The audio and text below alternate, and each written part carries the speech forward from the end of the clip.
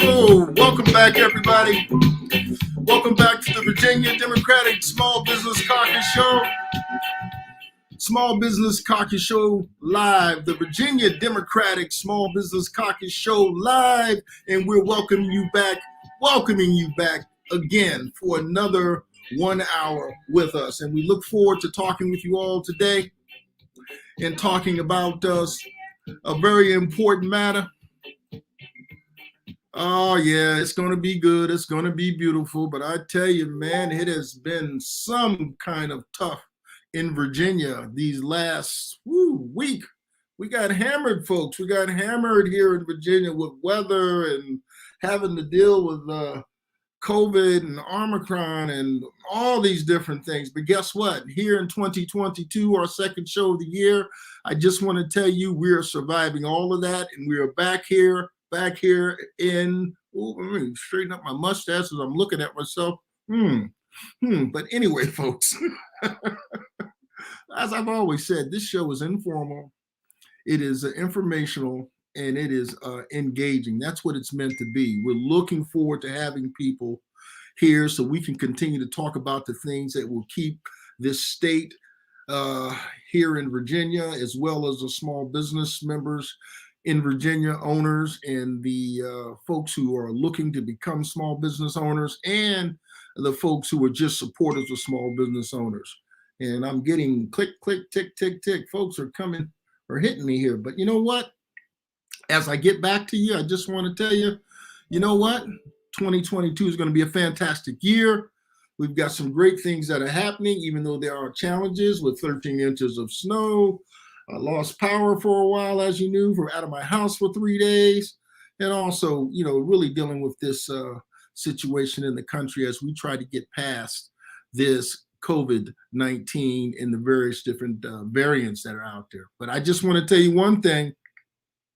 It's Woke Wednesday. And we are glad to be here, glad to continue to bring you information and to talk about the things that need to be talked about. And one of the things that we need to be talking about still, as we always know, is voting rights. And this show we're dedicating, and I am missing my favorite co-hostess with the mostest, the interim chair of the Louisiana Democratic Small Business Caucus, Erin Porcher. She can't make it today. She's out there doing what she does best as a small business owner. She's making money, and she's helping other people to make money and helping to get things done for folks in Louisiana and across the country as she consults with her business. But I just wanted to tell you, it's a pleasure seeing you. It's a pleasure having you back. And hopefully everybody's here and they're healthy. They're doing what they need to be able to do in order to continue to make things happen in their lives for their family and for this country. But let me tell you, folks, I'm dedicating this show strictly to talking about small business and strictly to talking about something that's even more important in small business is voting rights. And voting rights is extremely important. And we are really at an impasse here in the state of Virginia and around the country. And one of the things that needs to be continued to be hammered upon is voting rights. Because if you don't get voting rights done in this country, we've got a lot of issues to be concerned with. And this is what we're doing. We're going to be pressing voting rights, talking about voting rights, because talking about voting rights is fundamental and foundational to a democracy. So here's what I wanted to be able to say today. I wanted to try to maybe come at this from another angle. But first, before I do that, let me just kind of tell you this first. We spoke about COVID, and we talked about the impact of COVID and how it's having a significant impact on the country again, which we did expect with the new variant and in the winter portion of the year where people are inside more and people are actually more susceptible to really getting COVID. And one of the things that we want to be able to do is tell people, if you haven't gotten vaccinated, do your due diligence. And when you do your due diligence, hopefully you'll come to the right decision and you'll get your vaccinations.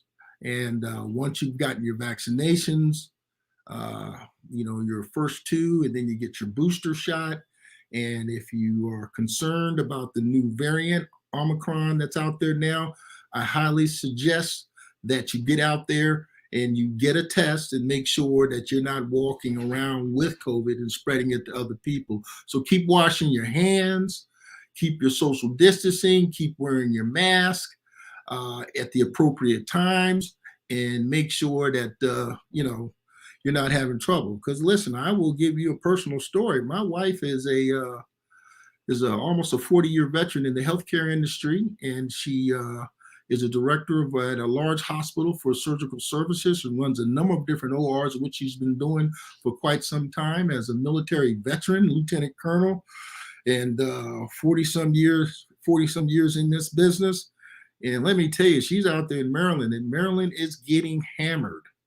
The healthcare people are being hit hard after 2 years of us being in the midst of this pandemic. This is the first time that it has actually visited our household. And she has, without getting into her personal business, but it's rough.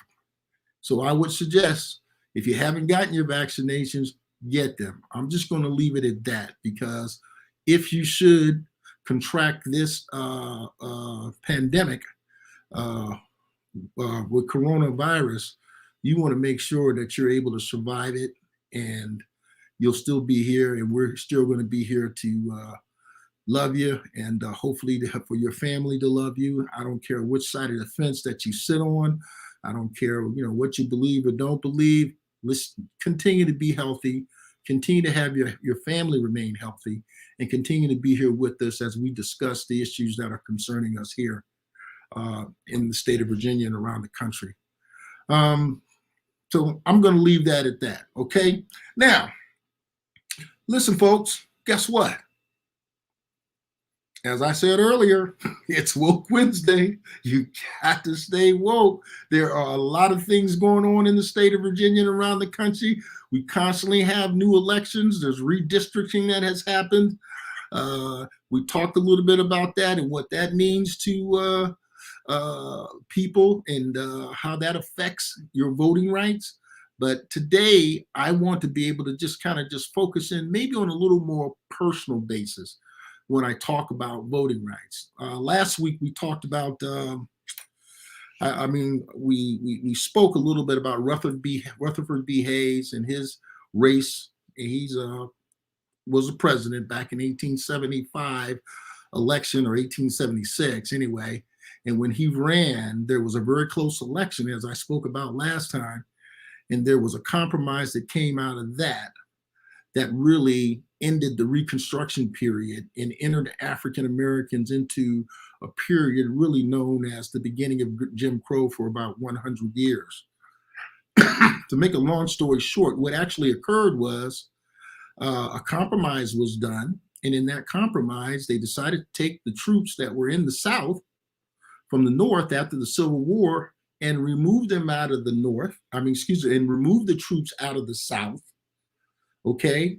And when they did that, that meant the African Americans, or the Americans who were still there, no longer had the protection of the government to protect their rights for voting rights. And what occurred after that was a series of legal, extra-legal, and terroristic things that happened that actually ran a lot of African Americans out of the South through the Great Migration, and just through violence and through a lot of other things.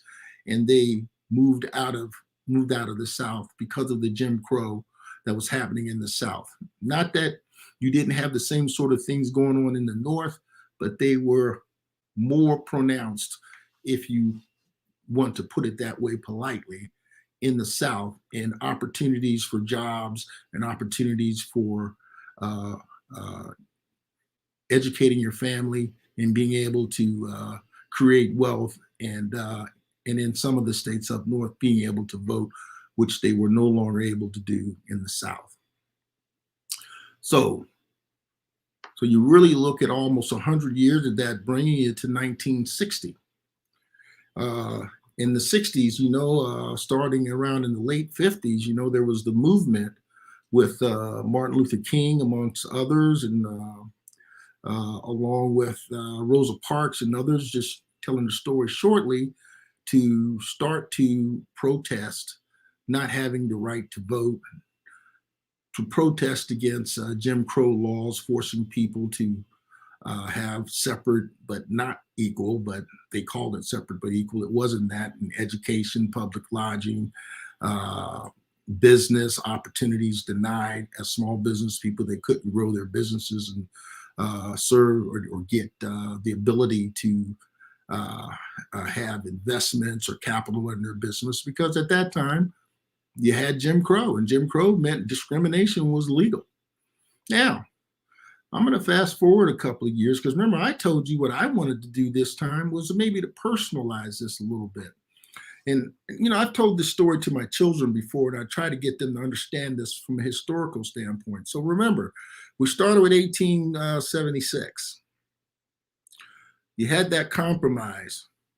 Jim Crow started. You went another 100 years almost from there into the early 1960s, late 1950s with Jim Crow, and I spoke about those things already and why people had to leave where their homes were. And then after that, around 1960, a person was born. That person is me, Mark Kennedy. I was born in 1960.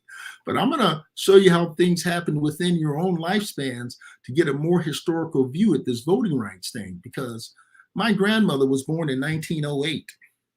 And she was born in New Orleans, and she was the youngest of three sisters. And she moved with my grandfather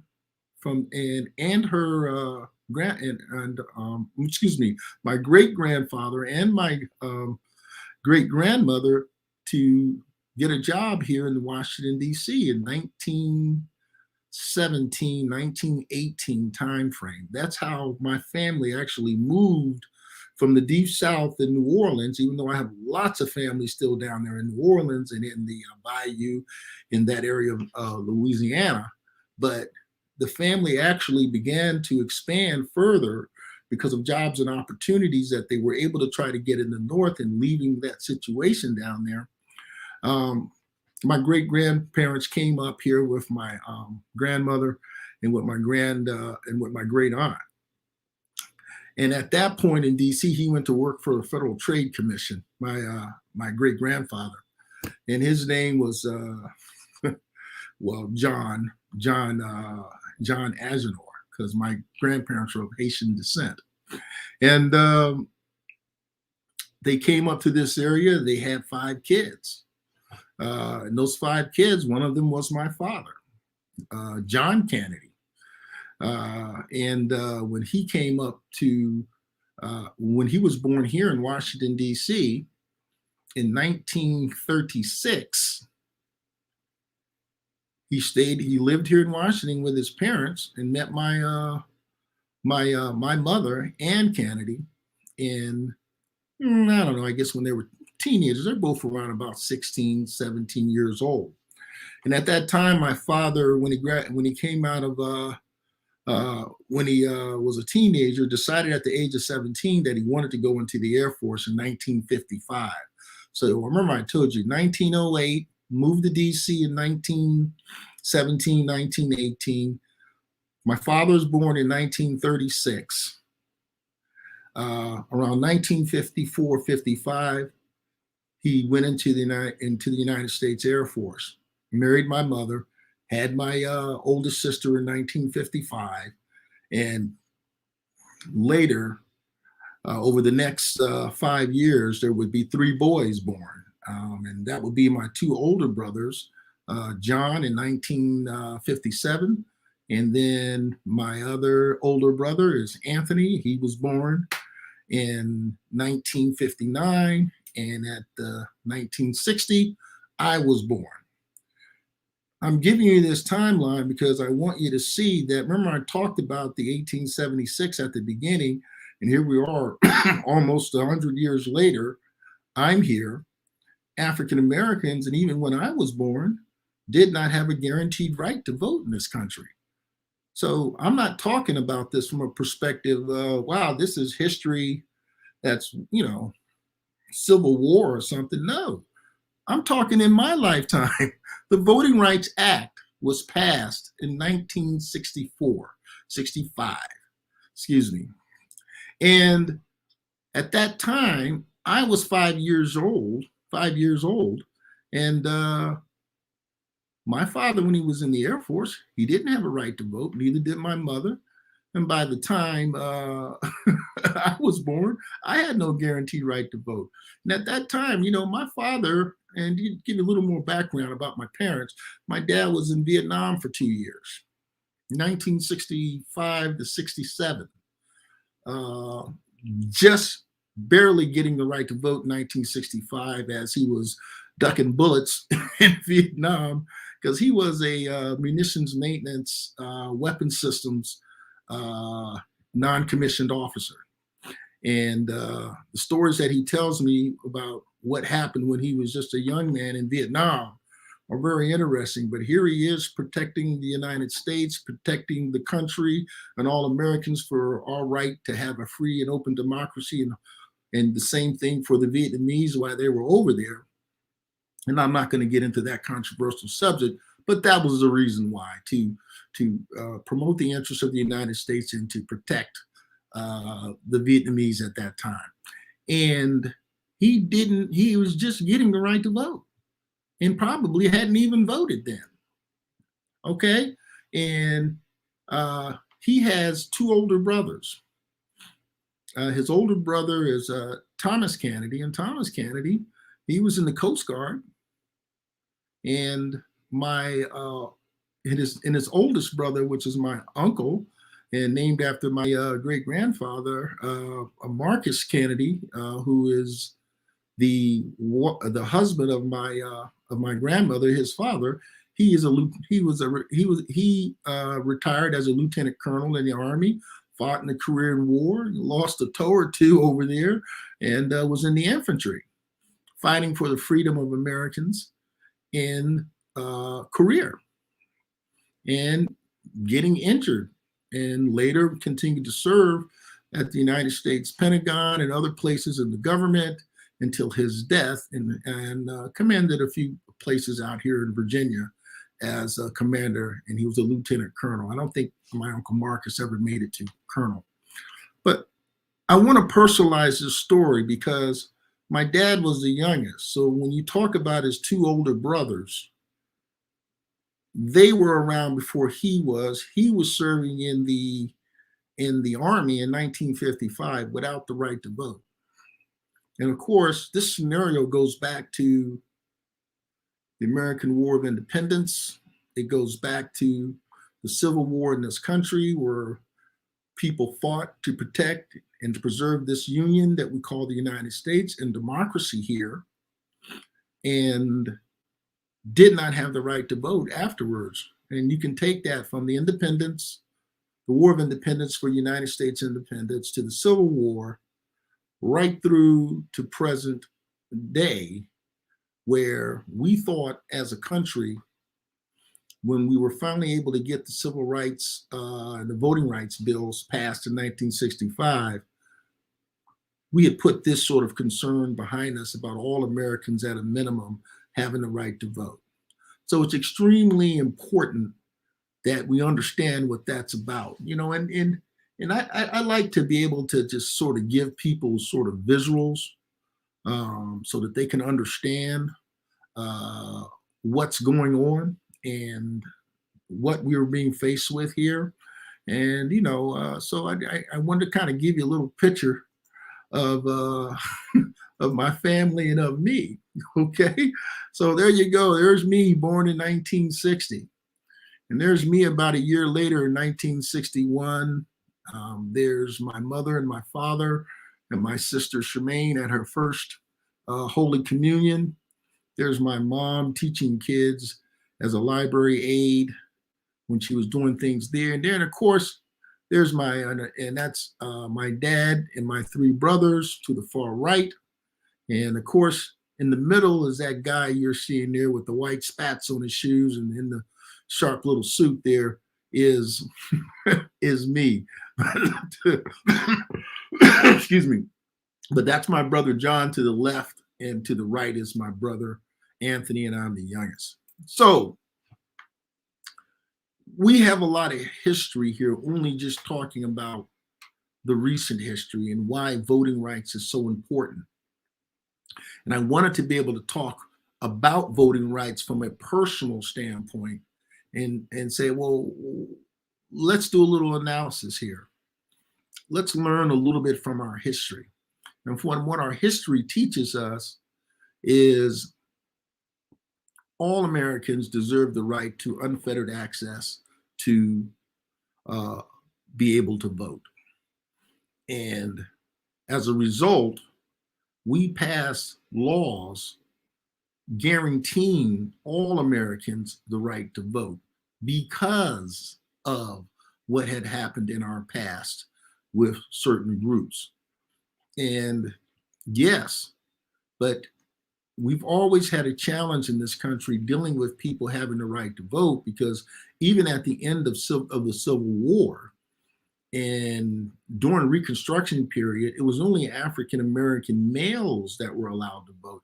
At that time, you hadn't had the suffrage movement that allowed women to vote. And there certainly were other people who were not part of the majority population who were Latino or either Asian that were being discriminated against too. But in particular, because of our large numbers here in the United States, African Americans were in particular, were the target of voter suppression.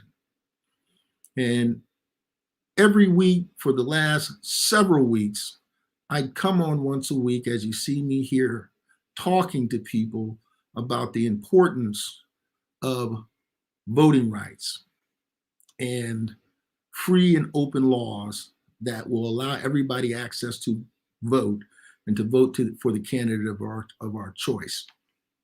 Excuse me, of your choice. So that is why I'm trying to get you to understand, just through a little analysis and a personal story, letting you understand the importance of the votes. Because right now, what you have are voter suppression laws that have been passed since 2013, when the Voting Rights Act was gutted, when things like preclearance was taken out of the Voting Rights Act, which was a federal law. First of all, think about this for a minute. If the Constitution says everybody has the right to vote in this country, and that's how we do a democracy, and that's the assumed way we do things, then you would think, well, what do you need a Voting Rights Act for? Well, the reason why we need it, we found out, even though we would hope that people would do the right thing, but they don't always do the right thing. And so that's why we have the House of Representatives on a federal level, and we have the Senate, because when the people, and this country is run by the people, right? And they see things that are happening, stopping American citizens from having the right to the franchise. The House of Representatives and the United States Senate, which is the legislative body of which our government has three parts. Remember, you have the executive, which is the president. His job is to enforce the laws and to be the chief diplomat and the commander in chief. He doesn't make laws, he simply enforces laws that the people and the people's house passes in the Senate and the House of Representatives. Then, of course, we have the judiciary, which makes up our court systems, and with the highest court being the Supreme Court.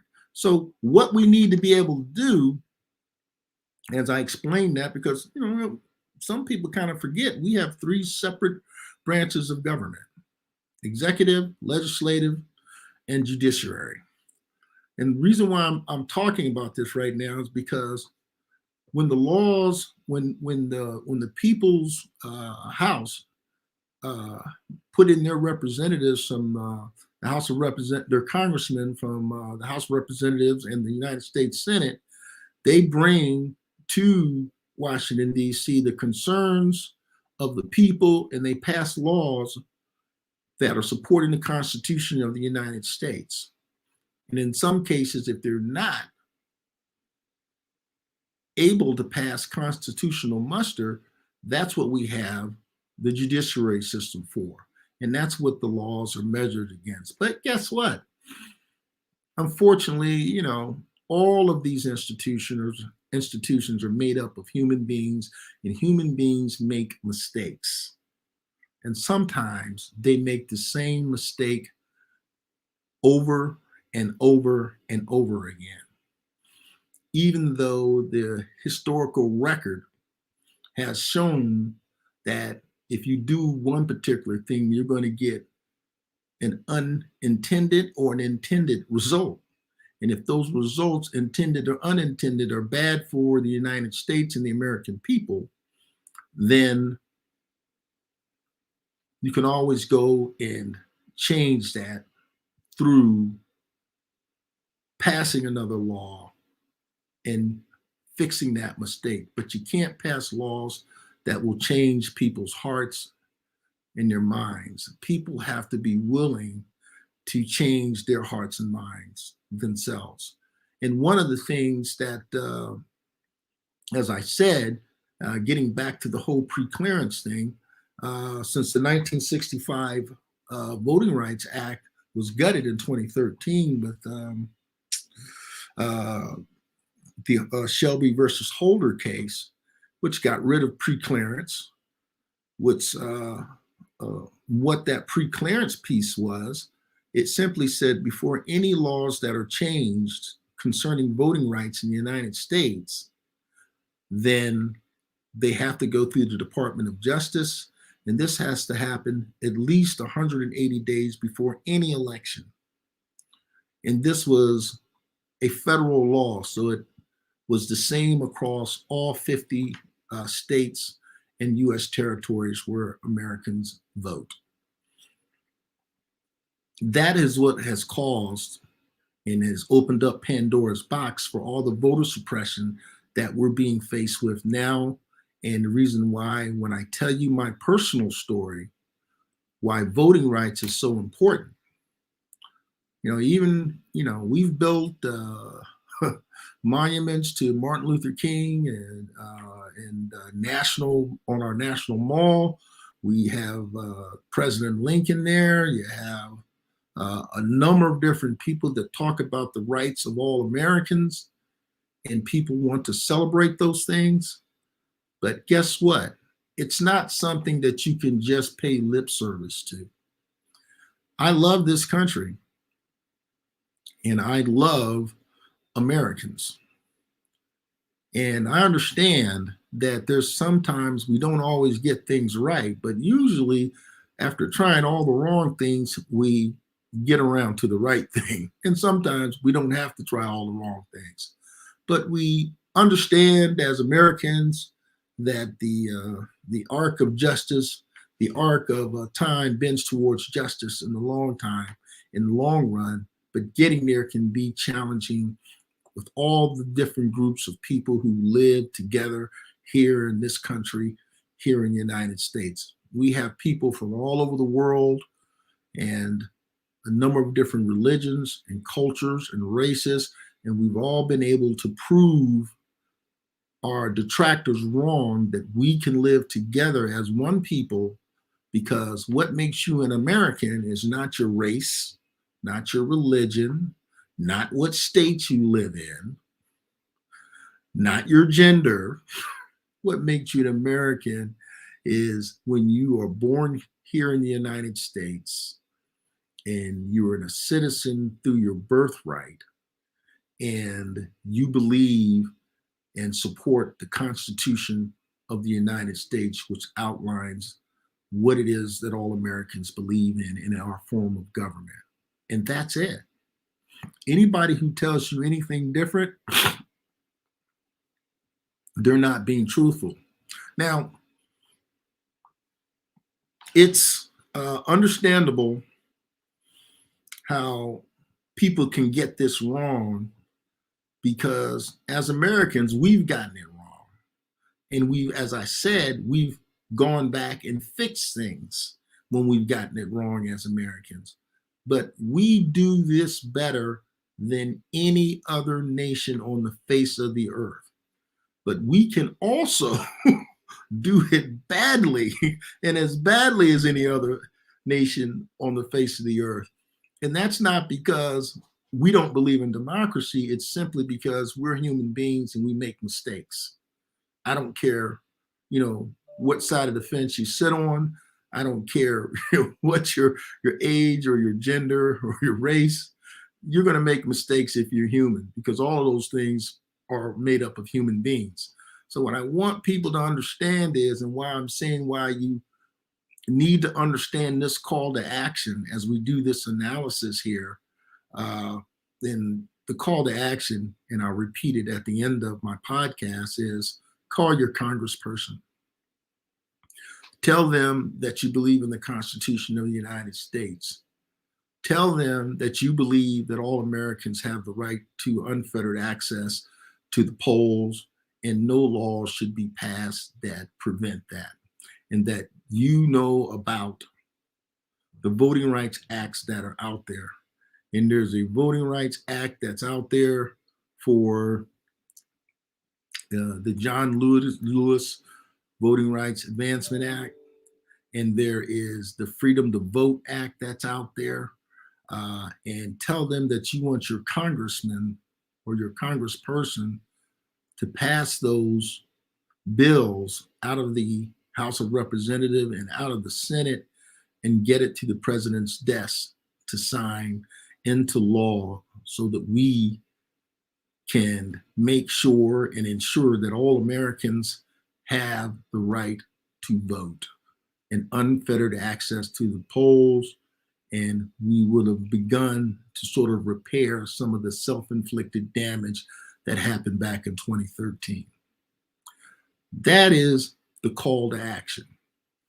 It's a simple phone call, and there's other tools that are out there. There's lots of people doing lots of things to ensure and to protest and to make their positions known to other Americans and to the politicians and to the corporations, that how we're going to continue to be successful as a country is to make sure that all Americans have a right to vote. So I'm just taking the time here to say, listen, let me personalize this thing a little bit. Let people really, really understand what we're being faced with and what we don't want to go back to.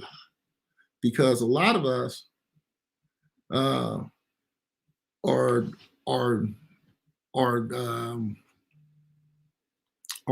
not in a position to where we can, and I've got a live broadcast here, folks. Hold on a different second here. I'm really going to have to.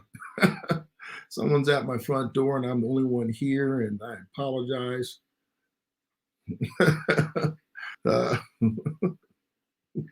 So I'm going to have to try to. This is amazing. It's like live TV and live podcasts. We've got stuff going on. My wife is not feeling well, and I'm the only one in the house, and I can't answer the door during the live podcast.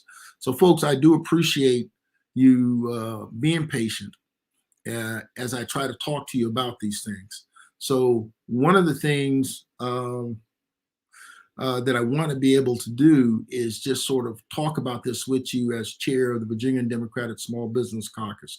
And you say, well, why is the Small Business Caucus chair talking about these things? Well, I'm talking about these things because you can't have a business and expect your business to be safe and to flourish if you don't have the right to vote. Because if you don't have the right to vote, then you cannot support and elect representatives in government that believe in the things that you need to have as a small business here in Virginia and in the country as a whole. So voting rights is more foundational than that. You can't have a business and expect to keep it. I'll give you an example. In Russia, there it's not a democracy, or let's just say in any dictatorship. So in Russia, what they did was when the Berlin Wall came down, and there was a lot of investment that went on and happened with former nations in Russia. They began to invest in businesses. People began to go into business, and capitalism began to take place in a once socialist country. But because they didn't have a democracy, they weren't able to keep those businesses. And what happened was other interests, governmental and non-governmental, just went in and took over those businesses, and all the investment that people made abroad and in that country and other places was just lost, because you can't keep it if you don't have a democracy. Because in a democracy, we are not a country of men or people. We are a country of laws. People have to follow the laws, and the laws are passed through our Congress people, and that is how you have your civil rights, your rights in business, and your rights to do a lot of other things which are outlined in the Constitution. And when you don't have that ability to vote, then if you have people who are leading the country doing things that are not right, then you can't vote them out. You can't get rid of them. That's why they call them dictators. They stay whether you like it or not, and they rule through violence and fear. Is that something that we want to have here in this country? Of course not. We've already had to deal with things like that, and that's what we have our Constitution for, so that you don't have mob rule, so that you don't have people trying to rule through violence and through fear and through intimidation and all the sort of things, rather than being elected from the people of the democracy. You get elected and you stay in office because you are doing things and promoting things that the people want. And even when the people want things that are not good, you have the Constitution that's there and the judiciary that's there. So if bad laws get passed, then you take people to court, and you try to, and the judiciary says either it's constitutional or it's not. And sometimes they get that wrong. I understand they're not infallible. But the point is, you have recourse through elections, through the Constitution, and through your local, state, and federal laws, and through your representatives on all those levels. And how you get those representatives on a local, a state, and a federal level is through voting rights. Voting rights are foundational to a democracy. You cannot have a democracy without free and unfettered access to the polls. It just won't happen. We've already known that, and we've already proven that on a number of different occasions. And of course, we're going back over this ground again. But what I'm trying to get people to understand is you only have a democracy or a republic if you can keep it. Famous quote from Benjamin Franklin. Says, well, you've got a republic if you can keep it. Republic is one man, one vote, or one person, one vote. And that's what we got rid of with the Tea Party. Remember that? And throwing the tea overboard, the story they tell, and getting rid of the king, and no taxation without representation, all those sorts of things that led to the American Revolutionary War. And one of the first folks to actually die in that war was Atticus Crispus Atticus, or Atticus Crispus is his name, an African American, without even the right to vote. So what I'm trying to get people to understand is we've done a lot of great things in this country, and there's more great things to come.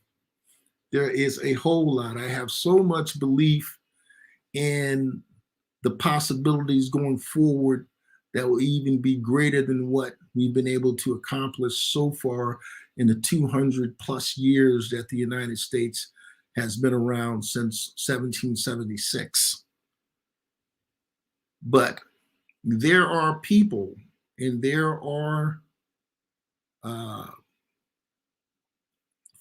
folks and organizations that want to give all of that bloodshed and effort from the American Revolutionary War to the Civil War to World War I, World War II, Vietnam, and the numerous things where Americans have both died in service, giving their greatest measure to the protection of all Americans and the Constitution of the United States. And one of the things that you do when you go into the military, and by the way, I was in ROTC for a couple of years as in the Air Force, but I tried to go into the Air Force. I don't mind admitting, but they wouldn't accept me at the time. Had a couple of physical problems, or that they were looking for people who did not have any problems. As a matter of fact, at that time, they were actually riffing people out of the Air Force. Means there was a reduction in forces. Riffing is what that means. So certainly, and I digress. I get off track here, but people have given their greatest measure in the protection of this country and voting rights, and we've done great things. Look, I mean, if you look at for the first time in 2008, this country and Americans from all backgrounds and from all races and genders and creeds elected an African American as president of the United States. Not only did they do it once, they did it again in 2012. And people were completely just ecstatic that where the country had come from, and not just Americans, but people all over the world, everywhere, because seeing is believing. And I'm not saying that all presidents do everything that everyone wants and all presidents are perfect. President Barack Obama was not a perfect person. But the point that I'm making, and not talking specifically about that, is that people had viewed that as us getting by the question of class and race in this country to be president of the United States, given the history that we've had for 200 plus years. And it was just phenomenal. And still, when I think about it today, it's phenomenal. I think the same way people felt about various other presidents who people didn't believe they could get elected because of their religious background or where they came from, you name it. But it's not based upon any of those things. It's not about how much money you have. It's not about your race. It's not about your gender. It's not about your religion. It's not about where your parents were born. It's whether you're an American citizen. And if you're an American citizen and you should have free and unfettered access to the polls, which gives you full voting rights in this country as an American, because everything we do, all decisions that are made in this country that affect you personally and in business, in questions as to whether or not this country either goes to war or not goes to war, or where resources are applied to fight anything from building roads or to support anything from building roads to fighting climate change to investing capital in industries that will be for the betterment of this country.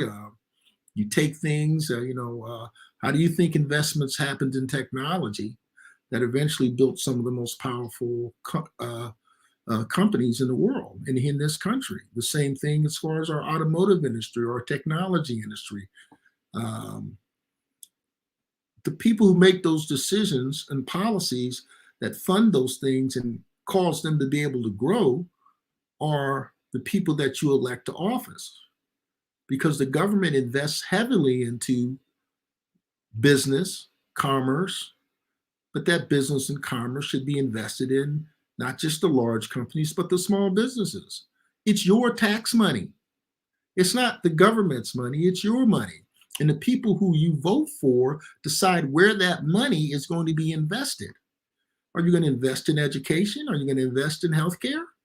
All these things happen through politicians who get there through the vote, voting rights. That is the reason why I explain to people that it is foundational to a democracy. If you have no vote, then you have no voice. Ask any woman, if you could, pre-suffrage movement, before women had the right to vote.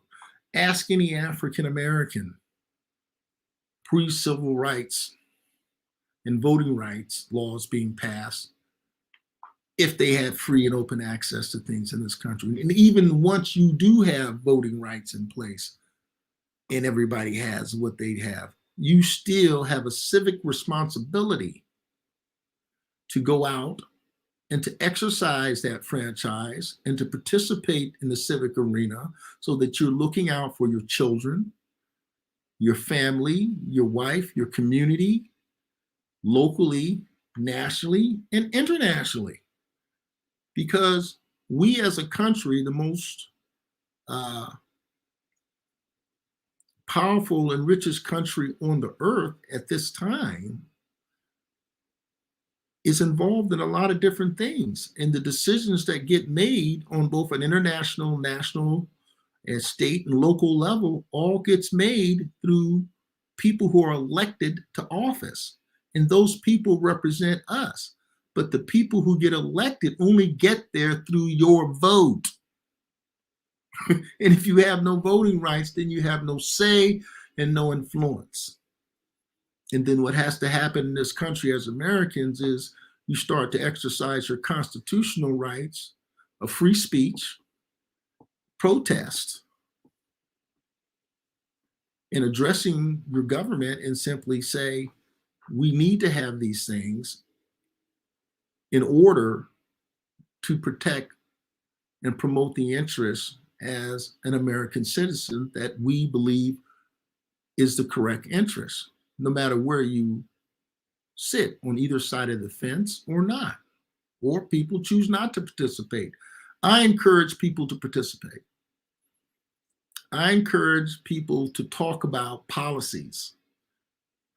But in order to talk about policies, they have to at least be able to get people elected who can represent their policies into state, local, and federal office. And that starts with voting rights. A lot of times people want to talk about things that have nothing to do with that, simply because they either want you to be afraid, people are worried about their jobs if they say something, or people are worried about, something may happen to them physically. But the point is, if you don't say anything and you allow these things to happen, and you think that you're going to be safe and your children are going to be safe and your communities and your businesses are going to be safe, when you say nothing, eventually they'll come for you. Remember the story of Anne Frank? They tell the story. Well, they came for this group of people, then they came for that group of people, then they came for another group of people. And eventually, when they came for me, there was nobody left to speak on my behalf.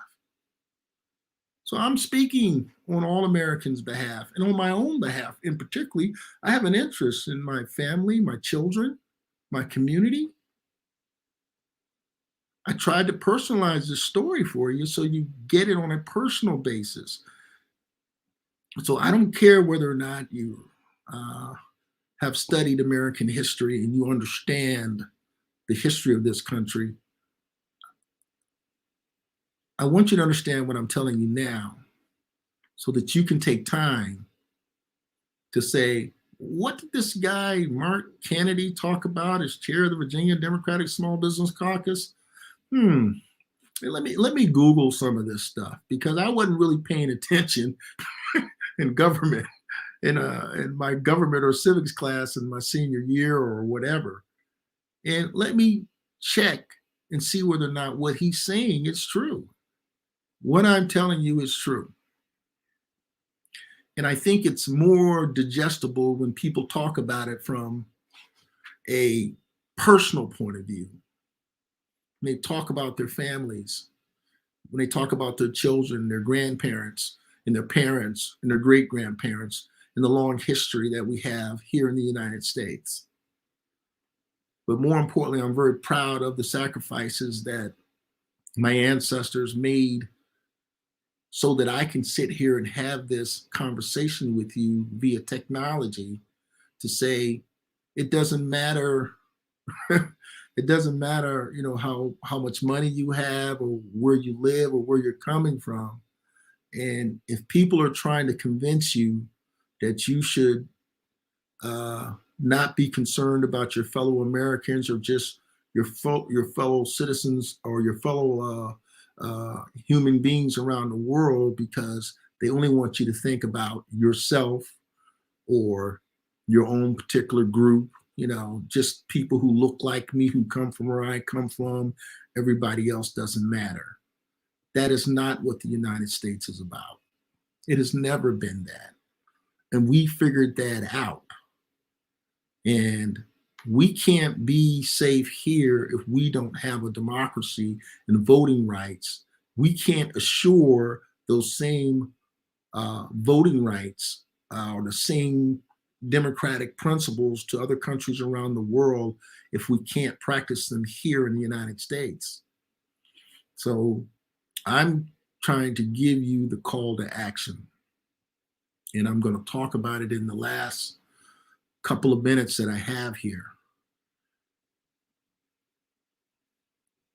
Don't let people get you so involved in social issues that you forget about the base reasons as to why we all are Americans, why we all have to live here in this country together and peaceably, and making sure that everybody has the ability to pursue life, liberty, and the pursuit of happiness. In order to do so, you need to have voting rights. You don't want to be enslaved with actually not being a slave or being an economic slave or uh, a person who's ostracized simply because they have a particular point of view. One of the beautiful things about this country is you can have any point of view that you want. And if you believe in a particular point of view, then you ought to go out there and promote it or support people who promote it.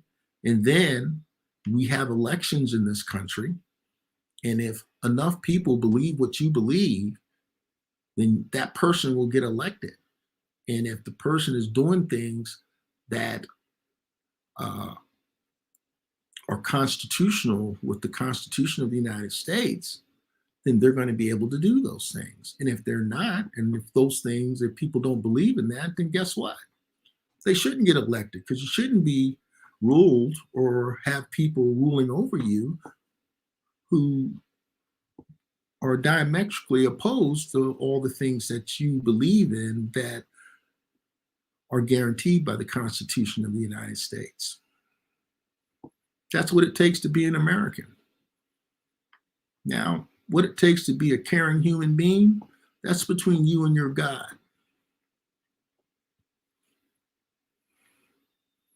So you go have that conversation with you and your God. But as what I'm saying, as far as voting rights in this country, that's between you, your fellow Americans, the Constitution of the United States, and you getting out there saying things and supporting it and making sure that you can continue to have a democracy so we can be a beacon to the world, ensuring the same sort of freedoms that you have here in this country. So we need to pull together. We need to keep everyone safe. We need to make sure people have enough to eat, that they have health care, that they're fighting against climate change that is a danger to the entire world. I don't care whether you're a democracy or not. We need to make sure everybody has the ability to go as far as their God-given talents will take them. And we don't need people who are encouraging us to hate one another or to fight against one another simply because one color is blue, one is red, or one person is this particular race and another person is another particular race, or, or those things they basically take your eye off the ball. Keep your eye on the ball and make sure we're doing things that support freedom and equity and equality, which are two different things, for all Americans, wherever their backgrounds or where they come from. So my last 4 minutes here, I want to make that call to action. And that call to action is call your congressperson. And when you call your congressperson, tell them that you're aware of the legislation that has passed the House of Representatives and legislation that is sitting in the United States Senate. And that legislation is on voting rights in this country to give everybody the equal voting rights, no matter what state or territory that they live in, if they're eligible to vote here as United States citizens. And say, get it passed so it can get to the president's desk so he can sign it, and we can at least put this one particular issue not necessarily behind us, but we're going to have to remain vigilant to make sure that what happened in 2013 does not happen again, and we continue to guarantee all Americans the right to vote.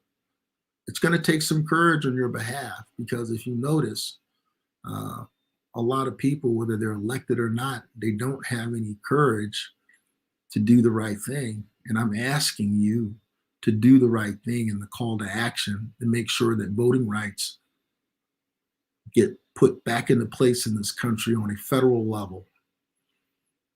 And we can move from there. But there's so many other things that we need to address in this country. And people need to stand up and speak about the things that they believe in. Because if you don't do it, who's going to do it? You have to speak on behalf of the minors and people who can't speak for themselves. You have to speak on behalf of the people who may not be able to articulate their concerns as well as you can, and you need to organize and work with people in order to get this done, because voting rights is not a Democratic or Republican thing, and it is an American thing. That is who we are. And that is the reason why you need to make sure that you get out there and you do and encourage your currently elected federal officials to do the right thing.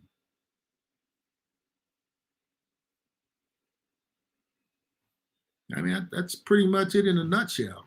So I'm asking you in this little hour-long personal discussion that I'm having with you, my own personal library fireside chat with you, to say, hey, I love you. I hope you come back and you're able to see this. Not a lot of people watch it live, but a lot of people do manage to watch it later on, because it's on LinkedIn, it's on Twitter, it's on Facebook, it's on YouTube. So you can always go back and see these things. And we're coming to the end of our hour at 7:59. So I just want to basically tell you, it's that time. Could you be loved?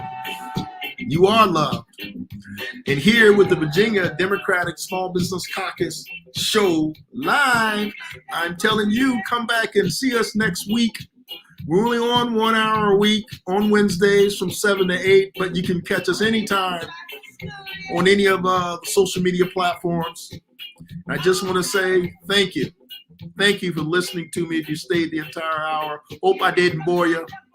We love you, and we'll see you next week. See you, folks.